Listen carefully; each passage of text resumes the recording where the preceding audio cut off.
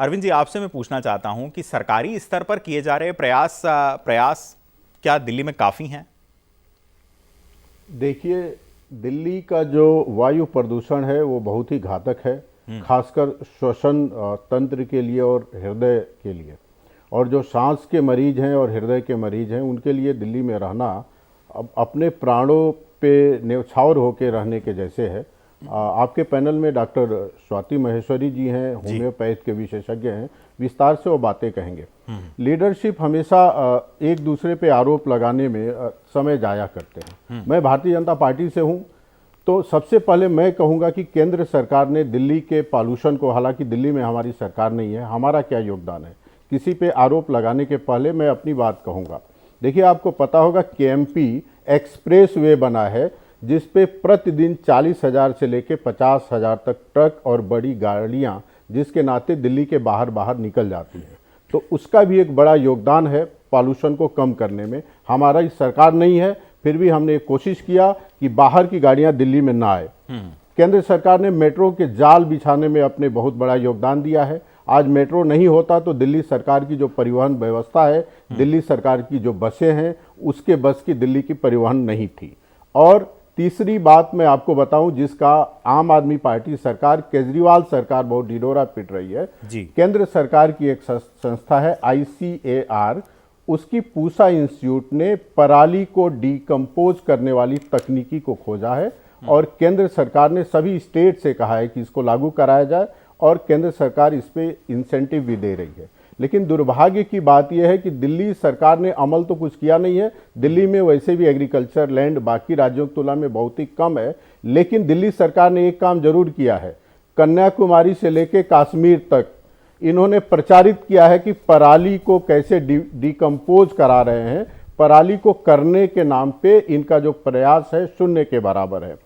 और policy level पे हमने जो नई कृषि कानून हमने जो इंट्रोड्यूस किया था, क्या कोई ऐसी स्टेप्स हैं अरविंद जी जो दिल्ली सरकार को इमीडिएटली लेनी चाहिए इस प्रदूषण को कम करने के लिए, और वो नहीं ले रही? देखिए, दिल्ली सरकार बयान बहादुर सरकार है, केवल बातें करती है और स्थिति खराब हो जाती है तो जिम्मेदारी नहीं लेती है, दूसरे के ऊपर जिम्मेदारी डालने का कोशिश करती है। अभी मैं दिल्ली सरकार के नेताओं को सुन रहा था, आशुतोष जी, बहुत दुर्भाग्यपूर्ण उन लोगों का बयान है। क्या बयान? कि पटाखों के नाते पॉल्यूशन बढ़ा है। सबको पता है कि दिवाली के समय पे पटाखे फूट सकते हैं। किसने रोका था दिल्ली गवर्नमेंट को? यदि इनकी मंशा होती कि पटाखों के नाते पॉल्यूशन न फैले तो दिल्ली में परमानेंट पटाखों के खरीद और बिक्री पर कानून लाके ये प्रतिबंध लगा देते। फिर क्या होली और क्या दिवाली और क्या दशहरा और क्या ईद और क्या मुहर्रम, न रहता बांस न बाजती बांसुरी। नहीं, आप ऐसा चाहते हैं क्या? कानून की जरूरत थी, आप चाहते हैं क्या अरविंद जी? जरूरत थी। ये मेरा चाहना तो छोड़िए, आप जब करें पटाखे नहीं फूटने चाहिए तो आप विधानसभा में कानून बना के दिल्ली के अंदर पटाखों के बिक्री को ही प्रतिबंधित कर देते। लेकिन केवल आप हिंदुओं का जब त्योहार आता है और जब छठ आता है तो उस समय आप बैन की बात करते हैं। आप परमानेंट बैन उस पर लगाइए ना, आप कानून लाइए ना, आपको किसने रोका है? लेकिन इनकी मंशा नहीं है। यदि ये कह देंगे तो फिर पॉल्यूशन का ठिकरा किस पटाखे फूटने के ऊपर ये फोड़ेंगे? उनका भी आपसे ये सवाल था, आप तक आवाज नहीं पहुंची थी। उन्होंने ये कहा था कि कानून क्यों नहीं दिल्ली सरकार विधानसभा में इस आशय का पारित कर देती जो कि पटाखों को पूरी तरह से बैन करे। आशुतोष जी, पहले तो कानून है जब सुप्रीम कोर्ट ने कह दिया। अरे बहन जी, सुप्रीम कोर्ट ने केवल और केवल दीपावली के लिए पटाखों पे रोक लगाई थी, आपने उसको क्रियान्वित नहीं कराया। मैं ये कहता हूं, क्यों नहीं आपकी गवर्नमेंट दिल्ली में परमानेंट पटाखों के खरीद बिक्री पे रोक लगा देती है विधानसभा में कानून बना के? आप लोग इसलिए लोगों, आप व्यापारियों को खरीदने देते हैं, साल भर खरीदने देते हैं, बेचने देते हैं। वो जब खरीदारी कर लेंगे तो बेचना उनको मजबूरी होती है।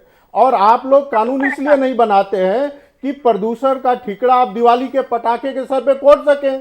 किसने आपको रोका है कि विधानसभा में कानून लाकर और पटाखों के खरीद बिक्री पर ही रोक लगा दे? आप न रहेगी बांस न बाजेगी बांसुरी। क्या भारतीय जनता पार्टी ने कभी आपको मना किया है कि आप कानून न बनाइए? मना किया है क्या?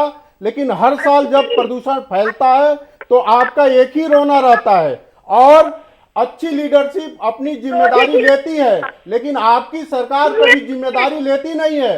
हमेशा वो अपनी जिम्मेदारी दूसरे के मैं लौटूंगा, मैं अपने राजनीतिक मेहमानों के पास लौटूंगा। प्रियंका जी, मैं आपका रेस्पॉन्स भी लूंगा, मैं लौटूंगा आपके पास। प्रियंका जी, आपका भी रेस्पॉन्स लूंगा अरविंद जी की इस बात पर। समाधान निकालना है, यानी पड़ोसी राज्यों की सरकारें सहयोग नहीं कर रही है आम आदमी पार्टी सरकार का।